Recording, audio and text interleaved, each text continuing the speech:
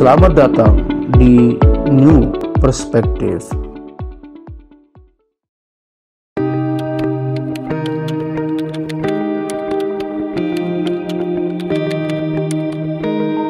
Assalamualaikum warahmatullahi wabarakatuh. Berjumpa lagi di New Perspective bersama saya Ahmad Yani dan narasumber kita Pak Dr. Saiful Hamdi, akademisi Universitas Mataram. Pada podcast kali ini saya dan Pak Dr. Saiful Hamdi akan berdiskusi terkait dengan pariwisata di NTB pada umumnya dan di Pulau Lombok pada khususnya. Nah, seperti yang kita ketahui bahwa pariwisata di NTB ini sudah menjadi magnet dunia saat ini dengan adanya Mandalika. Dan kita ketahui sendiri juga beberapa waktu yang lalu NTB sukses menggelar MotoGP, salah satu event balapan internasional yang banyak menyedot perhatian dunia. Dan dalam waktu dekat ini juga NTB juga kembali akan menggelar MotoGP pramusim yang akan dilaksanakan pada tanggal 11 sampai 13 Februari ini di sirkuit Mandalika. Nah, terkait dengan peluang seperti apa yang bisa kita ambil dalam momen tersebut untuk bagaimana menghidupkan dan memajukan pariwisata di NTB, kita akan berdiskusi dengan Pak Dr. Saiful Hamdi. Pak Dokter, nah dengan kondisi hari ini keberadaan sirkuit Mandalika yang sudah banyak menyedot perhatian seluruh mata di dunia terhadap pariwisata kita di NTB gitu. Seperti apa Pak Dokter melihat prospek pariwisata NTB ke depan gitu dengan hadirnya Mandalika ini begitu Pak Dokter? Ya Mas Ani, terima kasih banyak. Hari ini kita mendiskusikan kembali tentang salah satu isu yang hangat di Lombok ya. Karena bagaimanapun bahwa Lombok sekarang menjadi tuan rumah event internasional yang menurut saya mungkin hanya beberapa negara yang bisa mengikuti itu. Jadi kalau kita lihat sirkuit MotoGP ini kan ada di Spanyol, kemudian ada di Italia, Inggris, Belanda. Nah di Asia Tenggara sendiri ada di Sepang, kemudian ada di Thailand. Nah kalau di Singapura itu ada F1. Nah di Lombok sekarang kita menggelar WSBK dan MotoGP. Saya kira Mas Andi berbicara tentang pariwisata NTB ya. Ini mengalami perjuangan yang luar biasa Mas Andi. Kalau kita lihat bagaimana awal dulu pariwisata dibuka di daerah Senggigi ya, di tahun 90-an, kemudian ada Gili yang muncul, banyak sekali kalau bahasa orang itu surga yang tersembunyi begitu di dunia ini, di dunia nyata ini, bahwa keindahan-keindahan alam kita luar biasa. Tetapi Mas Yani, banyak sekali problem-problem sosial kita di luar faktor itu yang kemudian menghambat perkembangan pariwisata kita sendiri. Padahal kita tahu Lombok ini mau dijadikan sebagai next Bali ya, Bali kedua lah di Indonesia ini. Dan di mana-mana kalau saya lihat Lombok sudah banyak dikunjungi sebenarnya. Saya ingin cerita sedikit ketika saya di sebuah pesawat ya di Jerman. Pada waktu itu saya ada kunjungan ke Jerman, ke Berlin. Nah saya ketemu salah seorang orang Jerman. Dan dia cerita bahwa dia ke Lombok. Oh pas sekali saya orang Lombok, saya bilang. Artinya bahwa ternyata banyak sekali orang-orang Eropa yang sudah berkunjung ke negara kita. Tapi karena kita banyak sekali persoalan yang kalau kita lihat kasus kekerasan di tahun 2000 ya, pembakaran gereja, kemudian banyak orang lari dari Lombok. Ya jadi sebenarnya dengan adanya kekerasan yang terjadi ya di Lombok, kasus tahun 2000, kemudian ada bom Bali, ini kan sangat berdampak pada perkembangan pariwisata kita. Nah, berbicara tentang situasi sosial di Lombok, saya kira ini sangat menarik juga Mas Yani ya. Di satu sisi kita religius ya, tetapi di sisi lain ada dunia hiburan di sana, ada dunia lain yang menurut saya ada skat di sini, ada blok yang tebal sehingga banyak anak-anak Sasak tidak mampu memanfaatkan pariwisata itu sendiri. Nah, kalau saya melihat ada dua tantangan lah di sini setidaknya. Pertama tantangan kultural, kemudian tantangan keagamaan. Nah, tantangan keagamaan ini butuh ya semacam apa ya? Walaupun orang Sasak sih nggak terlalu peduli ya, tidak mengganggu teman-teman kita yang berlibur di sini, turis-turis yang ada. Tetapi kena kuatnya keagamaan kita sehingga banyak sekali anak-anak kita yang katakanlah tidak bisa memanfaatkan peluang untuk bekerja begitu di sektor pariwisata. Kena khawatir akan terjumus dengan pergaulan, ya, kemudian terjebak dengan dunia gelap begitu. Saya kira ini persoalan keagamaan.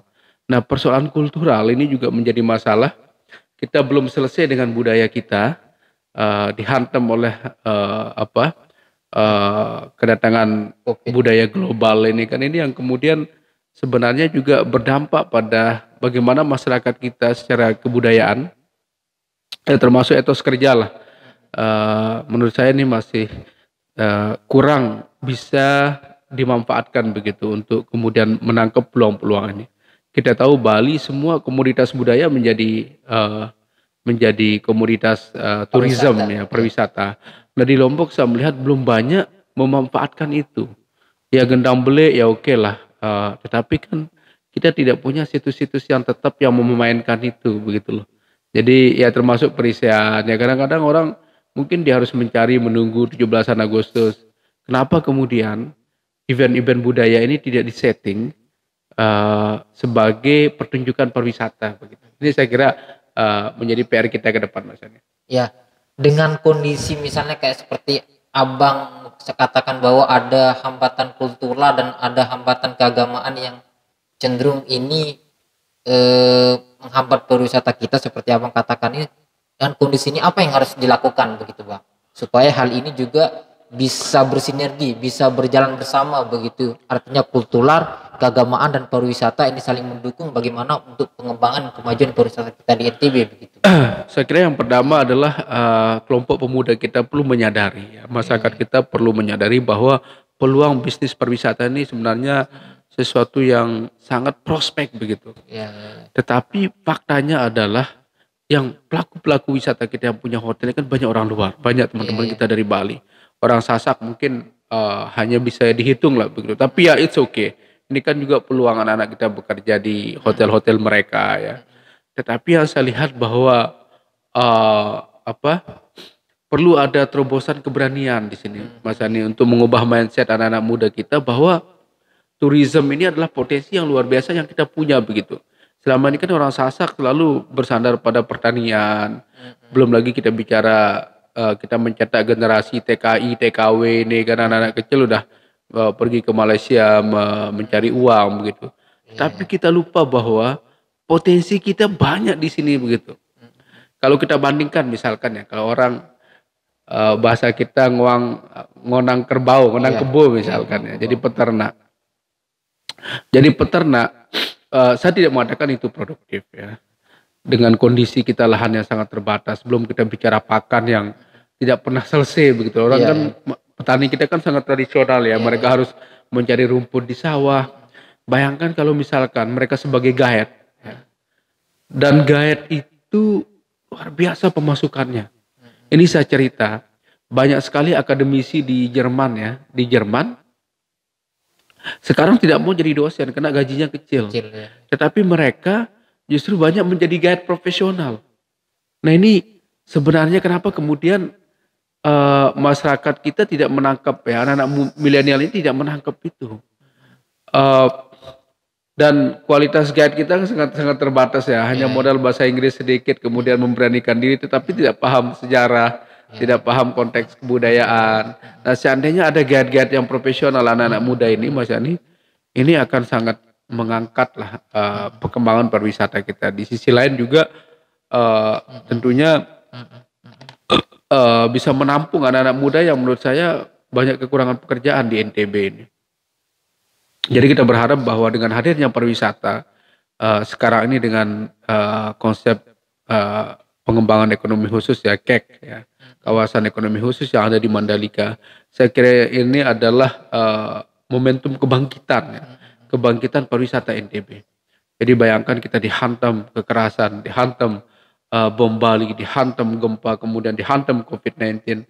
Jadi sekarang udah mulai geliat-geliat ini, mulai sedikit-sedikit ya, dengan adanya event WSBK kemarin, semua orang menuju Lombok, kemudian event MotoGP. Ini saya kira luar biasa Mas Yani. Orang seperti mimpi begitu loh. Jadi saya kira poin kita di sini perlu juga kita apresiasi Pak Presiden lah ya, Pak Jokowi yang kemudian berani menginisiasi ini ya.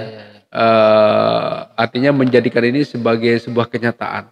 Ini kebanggaan luar biasa buat kita. Jadi yang pertama itu Mas Yani, bahwa anak-anak muda kita perlu mengubah mindset mereka, perlu menangkap peluang bahwa pariwisata inilah yang kemudian menjadi sektor yang bisa kita andalkan. Bayangkan kalau misalkan ya Pulau Sumbawa kemudian terpisah dengan kita, apa yang diandalkan wilayah Lombok ini?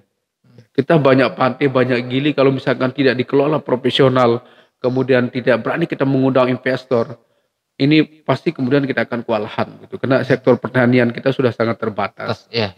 Saya kadang-kadang nggak habis pikir, saya orang masih bicara peternakan sapi, kita membuat kandang di mana gitu loh. Masa membuat kandang di rumah kan nggak nyaman sekali. Banyak juga orang-orang kita yang masih nganyam sapi tetapi ditaruh di rumahnya kan. Nah, kenapa kemudian sektor pariwisata ini tidak kita kemas? Ya tentu kita apresiasi lah dengan usaha pemerintah yang membentuk Pok Darwis ya sekarang ya, kelompok pemuda sadar wisata. Jadi mereka sudah mulai muncul di mana-mana di kampung-kampung, kemudian mendesain wisatanya. Nah sekarang yang kita butuhkan adalah bagaimana kemudian mempromosikan, bersinergi, kemudian melakukan interkoneksi Mas Yani. Karena jangan sampai turis-turis kita juga bosan hanya duduk di Senggigi misalkan ya. Jadi mereka butuh keliling melihat Lombok ya, melihat wisata di sini, kemudian melihat alam yang lain. Juga mungkin unsur-unsur lain kayak kuliner, ini kan mereka butuh belajar juga. Saya kira ini yang kemudian perlu dibenahi juga. Ya Bang, sebagai sosiolog begitu, yang konsen terhadap riset-riset terkait dengan perilaku kehidupan bermasyarakat begitu, biasanya begitu kan, di tengah kemajuan suatu pariwisata daerah itu atau di tengah kemajuan suatu pariwisata suatu negara itu tentu kan akan berdampak terhadap bagaimana kehidupan sosial di daerah maupun negara tersebut. Nah, untuk mengantisipasi jangan sampai misalnya kemajuan pariwisata kita di NTB misalnya ini akan berdampak negatif terhadap adat istiadat atau budaya kita di sini, kultur kita ini seperti apa mempertahankannya begitu sehingga bahwa pariwisata yang berkembang tapi tetap selaras dengan nilai budaya yang ketimuran yang kita miliki di daerah kita di NTB atau di Lombok khususnya begitu Bang. Saya melihat ya Mas Ani, saya tidak terlalu mengkhawatirkan perubahan drastis akan terjadi karena bagaimanapun orang Sasak ini dari kecil dia sudah dilatih menjadi orang Sasak begitu dengan bahasanya, kemudian dengan perilakunya, adat istiadat kita, saya kira susah untuk kita buang begitu. Sama dengan Bali. Jadi juga punya ciri khas yang sangat kuat dengan budaya mereka. Walaupun dihantam, walaupun interaksi komunitas global sangat intensif dalam konteks pariwisata ini, tetapi kita lihat Bali ya, orang Bali ya begitu-begitu juga, nothing different begitu.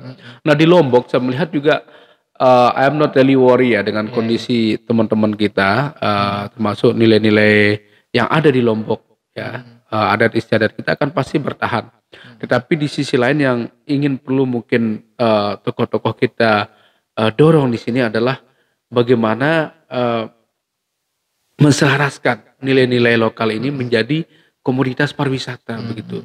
Tidak bisa kemudian kita lihat pariwisata itu dalam konteks yang negatif terus ya. Misalkan ada bir, ini kan hal yang biasa lah. Ada bir kemudian ada party. Ya, but this is their life ya. Mereka ingin menikmati di sini. Tetapi selama kemudian itu masih terkontrol, kemudian ada interaksi yang bagus ya di antara masyarakat kita, saya kira bagus. Masih bisa kita pertahankan lah. Kemarin kan sempat muncul isu wisata halal ya dengan saya kira TGB yang pada waktu itu sangat konsen dengan wisata halal. Memang wisata halal ini awalnya dulu banyak muncul di Eropa Mas. Kenapa kemudian muncul wisata halal di Eropa? Karena banyak sekali turis-turis Muslim di sana. Nah untuk memfasilitasi turis-turis Muslim ini apa yang dilakukan, muncullah wisata halal. Jadi misalkan banyak tempat-tempat hijab ya, kemudian situ ornamen-ornamen Islam yang mungkin dijual di sana begitu. Nah di Lombok saya lihat ketika kita bicara wisata halal ya untuk masyarakat lokal oke lah, wisata domestik ya kayak Jawa, Jakarta mungkin butuh tempat sholat, butuh kiblat, ya ini standar lah. Tetapi tidak bisa kemudian wisata halal ini kita paksakan untuk konteks turis-turis yang katakanlah dari Eropa, dari Amerika gitu ya. Bagaimana kita mau bicara halal di sana? Ya. Saya kira ini juga pemerintah harus lebih arif lihat ya. Apakah kemudian wisata halal ini bisa kita install ya, bisa kita aplikasikan dalam konteks masyarakat global ini. Yang sampai kemudian kita terjebak, kita pengen wisata halal tetapi berapa persen orang Arab di sini? Kalau misalkan kita fokusnya pada turis-turis dari Arab begitu. Mereka orang Arab lebih banyak berwisata ke Amerika, ke Eropa ya dibanding di Indonesia. Yaitu Mas Yani bahwa saya kira nilai-nilai lokal tetap berjalan ya, berada pada porsinya. Kemudian juga konteks turisme ini harus kita tangkap, harus kita sinergikan. Jangan sampai kemudian ada keterbelahan, ada disparitas ya yang sangat kuat di sini. Ada segregasi sosial begitu, ini yang seringkali saya khawatirkan. Kenapa kemudian anak-anak Lombok gagal memanfaatkan potensi wisata karena segregasi sosial sangat tinggi. Ya udahlah itu kan dunia pariwisata begitu. Kita nggak peduli. Nah sementara dengan kondisi ekonomi kita, masyarakat kita banyak mengadu nasib ke Malaysia, ke Hong Kong, ya belum putri-putri kita juga yang katakanlah masa depannya perlu kita pikirkan, mereka harus mengorbankan masa mudanya di Arab Saudi, mengalami kekerasan, ya tidak semua sih ya. Kemudian ke Malaysia kita nggak jelas nasibnya. Kenapa pemerintah tidak kemudian merumuskan bahwa pariwisata ini menjadi sektor utama dalam menopang pembangunan ekonomi NTB? Iya. Kalau dalam pandangan Abang saat ini, apa potensi hambatan terbesar yang berpotensi menghambat pariwisata kita di NTB ini ke depan gitu Bang? Iya Mas, ini sebenarnya sempat tersinggung di awal tadi bahwa hambatan terbesar kita adalah kurang ya semacam partisipasi ya anak-anak muda ini untuk menjemput peluang ini begitu. Jadi dorongan pemerintah menggerakkan Pokdarwis ini saya kira punya peran yang signifikan lah bagaimana kemudian ini bisa meningkatkan pariwisata kita. Terus kedua juga mungkin perlu kita ya semacam kerjasama antara lintas sektor di sini Mas Ani. Biar kemudian tidak satu monopoli begitu. Misalkan hanya turisnya di Senggigi, di Gili, tetapi ketika mereka ke Lombok Timur kurang koordinasi. Saya kira ini yang kemudian ada semacam keterputusan. Padahal kalau kita bicara wisata ya, wisata ini kan tidak hanya orang melihat alam, melihat keindahan, tetapi orang ada semacam learning process di sana. Orang pengen belajar begitu, pengen melihat apa sih budaya Lombok, dia pengen melihat kampus. Ya, jadi kalau saya perhatikan nih di Amerika ya, di New York itu ada sekitar 15 juta per bulan Mas Yani, turis yang ada di sana. Kita nggak ada apa-apanya di Lombok. Ini kita membanggakan Lombok, nothing. Ya. Kalau bicara bandingkan dengan kota New York, kota mana gitu, saking banyaknya turis di sana. Apa yang mereka jual? Semua dijual. Ya bangunan-bangunan modern, gedung-gedung bertingkat, kemudian yang paling fundamental di sana adalah museum. Jadi, nah ini saya kira menarik juga di Lombok ini justru museum kita kurang terbuka ya. Di sana saking banyaknya museum, semua ada museum apapun gitu. Karena itu yang dilihat sebagai apa ya, knowledge resource-nya di sana gitu. Sumber-sumber pengetahuannya kan di sana. Jadi orang ingin belajar sejarah Sasak, tidak harus dia kemudian bertanya begitu. Ketika diajak ke museum misalkan, dia udah bisa lihat, oh ini sejarah orang Lombok ini. Nah di sini saya lihat inilah yang kemudian belum banyak kita menciptakan situs-situs secara cultural ya. Bisa dimanfaatkan dalam dunia pariwisata itu. Jadi seandainya misalkan pemerintah mengaktifkan kembali museum-museum yang ada, buat aja museum nggak usah mewah-mewah. Saya lihat museum di US itu ya termasuk di Jerman, mereka kan tergantung topiknya ya. Misalkan ada museum tentang kalau di Jerman itu kekejaman Nazi misalkan ya. Ya udah. Museumnya tentang itu saja, ada film Nazi, ada ini, sejarah apa. alat-alat tempur perang dulu, ya kayak gitu aja. Nah kita mungkin di Lombok bisa aja kita membuat segmen museum yang khas begitu loh. Artinya tematik lah. Misalkan tentang apa di sini satu tentang keris Sasak. Ya udah buatlah museum tentang keris Sasak misalkan. Jadi keris dari bagaimanapun bentuknya udah kita tampung di sana kan. Kemudian pakaian ya, pakaian atau situs Merari Sasak misalkan museumnya. Pakaiannya dari Lombok Utara, Lombok Tengah ini kan beda-beda ya, Lombok Timur. Ya udah dibuatin museum begitu. Saya kira nggak perlu besar lah. Nah ini bisa juga menarik ya teman-teman kita dari luar untuk belajar di sini begitu. Jadi yang mereka cari ada begitu. Sementara yang saya lihat banyak turis-turis kita nggak ada, mungkin mereka cepat bosan di sini di Lombok nih. Ya mereka ke sini lihat alam sebentar selesai kan. Nah PR kita sekarang Mas ini bagaimana membuat turis ini betah sebanyak mungkin ya mereka selama mungkin tinggal di sini menghabiskan uangnya masuk ke masyarakat kita begitu. Ini kan PR ini kan. Iya. PR pemerintah lah menurut saya. Nah, salah satu yang sering kita dengar ini kan terkait dengan jaminan keamanan begitu, Bang. Nah, bagaimana Abang melihat kondisi jaminan keamanan di sini di NTB sendiri atau di Lombok khususnya terhadap daya dukung untuk pengembangan pariwisata kita begitu, Bang? Kadang saya miris ya melihat apa yang terjadi di masyarakat kita. Banyak bule-bule dibegal ya. Apa ya? Jadi sedih aja ngelihatnya begitu loh. Jadi mereka menganggap orang bukan manusia gitu kan.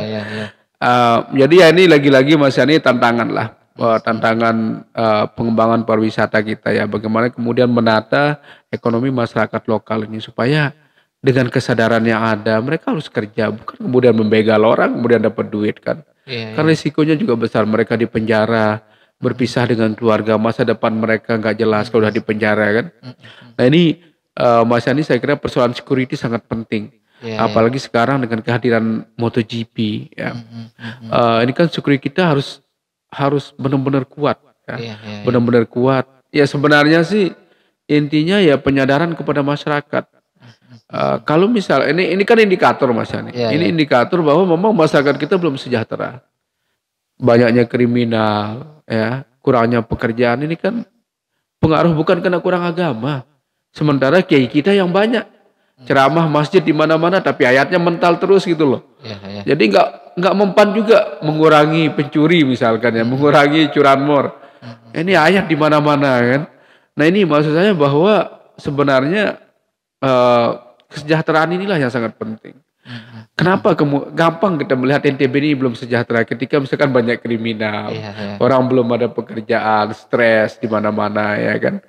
Nah, bagaimana kemudian saya kira ini PR pemerintah sekarang bahwa keamanan itu kita coba mulai dari ground lah, dari dasarnya begitu. Dari bawah. Kalau misalkan kita tata ekonomi masyarakat kita semua bekerja, semua bertanggung jawab terhadap dirinya. Ini kan sangat indah gitu loh. Kenapa kita sulit? Nah, ini menarik komentar profesor dari Australia yang heboh juga dulu. Dia bilang Indonesia ini nggak akan pernah menjadi negara maju di Asia. Kenapa? Karena kultur kita. Ya udah dia pelajari begitu. Kenapa kita nggak bisa maju? Ya. Nah, seandainya kemudian ada semacam revolusi sekularisasi, ya, agama tetap jalan, tetapi agama ini bukan menghambat kemajuan, gitu. Ya termasuk budaya kita bukan menghambat untuk orang maju. Nah ini yang saya kira Mas Yani PR pemerintah sekarang bagaimana merumuskan pendekatan-pendekatan kultural, ya selain pendekatan kebijakan lah struktural ya, pendekatan kultural ini saya kira sangat penting untuk konteks keamanan kita, penyadaran berpariwisata begitu. Ya terkait dengan MotoGP ya sekarang kan MotoGP mengangkat nama NTB, mengangkat nama Lombok yang menjadi sorotan dunia. Bayangkan saya ini salah satu penggemar MotoGP Mas Yani. Jadi saya sesibuk apapun wajib saya nonton MotoGP. Karena saya penggemar Valentino Rossi dulu. Zaman-zaman dulu kan Valentino Rossi. Tapi setelah banyak kalah dengan Marc Marquez-nya agak malas saya nonton gitu. Karena idola kita kalah gitu. Tapi ya selalu ada bintang baru kan yang lebih hebat. Yang lebih hebat dulu ada Maradona, sekarang ada Lionel Messi kan, ada Cristiano Ronaldo begitu. Nah ini menurut saya Mas Yani bahwa apa penggemar MotoGP ini jutaan, ya bahkan miliaran di dunia ini. Artinya bahwa NTB menjadi sorotan. Tidak perlu kita melakukan hal-hal yang kecil yang kemudian menghambat pariwisata kita. Karena saya lihat masyarakat kita ini kan apa ya, terlalu lebih kadang-kadang. Ada masalah sedikit, selalu berpikir apa keuntungan mereka. Ya kalau Anda mau kerja ya kerjalah gitu kan, cari peluang di sana, ngelamar pekerjaan. Bukan hanya keluar-keluar di luar kan. Ini banyak berkuar-kuar, banyak demo, banyak ini. Kalau Anda butuh kerja ya cari pekerjaan, buat surat lamaran kan begitu. Nah itu Mas Yani kalau menurut saya. Ya, Bang, dengan kondisi yang ada hari ini begitu kan, apa yang kira-kira dalam pandangan Abang yang harus dilakukan oleh pemerintah itu agar bagaimana mendorong supaya anak-anak muda kita terutama yang milenial ini untuk bisa mau menjemput tentang potensi pariwisata yang ada di daerah kita ini begitu di tengah geliat pariwisata kita dengan kehadiran MotoGP, WSBK dan lain sebagainya ini begitu Bang. Sehingga tidak lagi bahwa para milenial kita ini pergi keluar lah begitu, tapi bagaimana mengoptimalkan potensi pariwisata yang ada di Lombok sendiri dan di NTB khususnya begitu Bang. Ya Mas Yani sayang, saya ini bukan pengambil kebijakan. Iya. Kira-kira apa namanya usulan yang ditawarkan kepada pemerintah begitu Bang? Iya jadi memang NTB ini sangat kita sayangkan ya, anak muda kita ini banyak keluar negeri mencari pekerjaan yang sebagai TKW. Sebenarnya itu mulia sih, nggak ada masalah kalau pekerjaannya profesional di sana kan. Persoalannya kan banyak anak-anak kita yang menjadi tenaga kerja ilegal, kemudian tidak punya skill, tetapi berani keluar, nekat keluar negeri. Nah, saya kira ini bukan suatu yang dibanggakan Mas Yani. Walaupun mereka anggaplah sebagai pahlawan devisa negara ya, tetapi bukan yang dibanggakan begitu.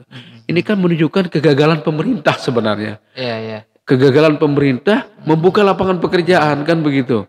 Seandainya misalkan pariwisata ini benar-benar ya di setting ya untuk kesejahteraan ekonomi masyarakat kita, di mana sih lubang-lubang yang kemudian anak kita bisa mengisi di sana begitu. Spot-spot yang anak-anak milenial ini bisa jemput ya, entah itu jadi guide luar biasa.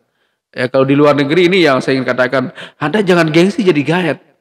Saya cerita ini waktu saya ke Jerman itu program Goethe Institute ya kalau nggak salah tahun 2008. Saya ke Jerman, ke Berlin dan salah ke satu kota di Frankfurt ya, Göttingen ya, sempat keliling lah. Guide kita dokter Mas Yani. Guide kita dokter udah S3 dia. Dia bilang, saya bangga jadi guide. Nah artinya bahwa saya sendiri sebenarnya pengen jadi guide, tapi nggak tahu peluang masuknya di mana di MotoGP ini kan. Saya pengen mengguide orang begitu kan dengan kemampuan bahasa. Nah kenapa kemudian anak-anak muda Sasak ini tidak memanfaatkan itu? Anak kita banyak sekali jurusan bahasa Inggrisnya hebat-hebat, tetapi mereka nggak bisa menggunakan skill mereka begitu loh. Saya kira yang kedua juga di sini masalah informasi ya. Banyak sekali keterputusan informasi yang tidak sampai kepada anak-anak kita. Misalkan akses pekerjaan. Ya di samping anak-anak kita mungkin anak-anak milenial ini malas juga nyari pekerjaan Mas, mencari informasi begitu. Padahal di NTB ini banyak sekali pekerjaan yang selalu kalau kita buka internet misalkan kita klik NTB job gitu ya. Entah itu di perusahaan asing, kemudian di pariwisata. Nah ini saya kira Mas Yani pemerintah perlu kuatkan kembali ya, membangun kesadaran anak-anak milenial ini menjemput peluang berpariwisata ini. Bukan hanya menjadi petugas hotel, saya kira menjadi guide, it's very amazing job ya. Kita bisa membangun relasi, membangun networking. Saya kalau ditawarkan jadi guide saya senang Mas Yani. Bisa diskusi dengan bule-bule kan punya perspektif yang bagus, kita dapat pengetahuan gitu. Ya Mas Yani saya kira itu. Ya, pertanyaan terakhir Bang. Nah, potensi kemajuan pariwisata NTB ke depan seperti apa dalam pandangan Abang gitu Bang? Saya kira Mas Yani dengan adanya MotoGP, seandainya pemerintah harus tetap mempertahankan ini ya, nggak boleh mereka putus kontrak. NTB ini akan leading Mas Ani untuk Indonesia. Artinya next Bali lah. Kita bisa bersaing sama Bali. Karena Bali nggak punya motor GP, bro. Ini ada di Lombok satu-satunya nih. Ya, satu-satunya ada di Lombok. Seandainya dibangun yang lain juga butuh waktu kan dan butuh dana. Dan presidennya ganti belum tentu bisa. Ini gara-gara Jokowi bisa terrealisasi kan. Makanya saya pikir Pak Jokowi ini 3 periode sebenarnya. Tapi ya oke lah, itu urusan lain.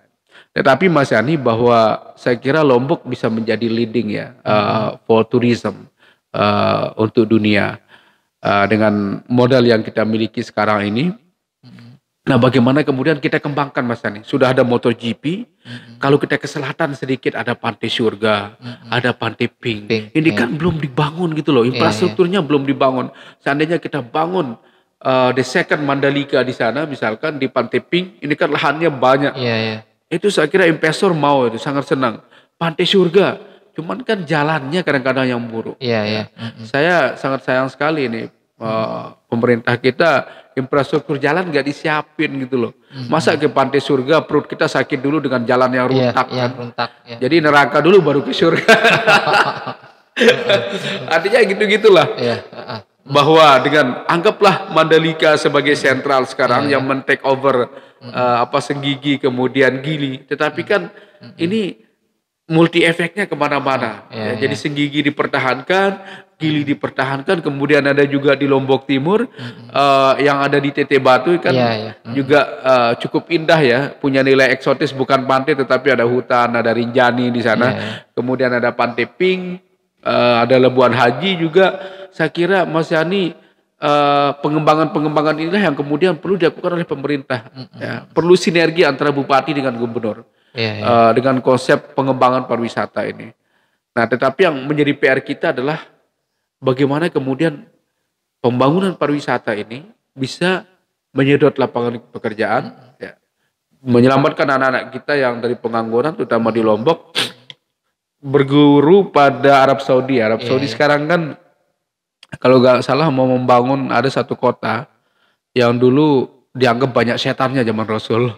Sekarang mau dibuat sebagai tempat wisata kelas dunia dengan proyek berapa triliun begitu. Tetapi udah dipikirkan berapa tenaga kerja yang terserap. Nah sekarang kan Mas Yani, saya nggak tahu ya kalau di Arab Saudi kan kerajaan yang mengatur. Indonesia ini kan pelaku wisata lah ya. Nah, bagaimana kemudian kita ingin turis-turis ini lebih lama di sini? Bagaimana konsepnya? Ini yang pemerintah perlu pikirkan. Seandainya misalkan fasilitas bagus, keamanan bagus, ya dipoles lah. Nggak bisa kemudian alam itu indah, tetapi orang di luar negeri membuat alam baru menjadi indah. Kita ini alam sudah alami benar begitu, tapi kita tidak jaga. Belum lagi kita bicara sampah, ya. Mungkin juga pemerintah perlu memperbaiki rumah-rumah penduduk lah yang masih kumuh begitu ya. Ya minimal toiletnya lah begitu. Walaupun misalkan tidak standar, tapi lagi-lagi ya inilah Mas, ini bedanya kita dengan negara maju. Kalau di Australia itu kalau bangun rumah ada subsidi pemerintah dan dikontrol. Kalau kita kan orang mau pondok lewat, pemerintah nggak peduli kan. Ya ini saya kira kelemahan kita lah. Ya saya kira itu Mas Yani. Ya pemirsa, demikian diskusi kita dan Pak Dr. Saiful Hamdi terkait dengan potensi pariwisata kita di NTB. Sampai berjumpa di News Perspektif dengan tema dan isu yang berbeda. Assalamualaikum warahmatullahi wabarakatuh. Waalaikumsalam warahmatullahi wabarakatuh.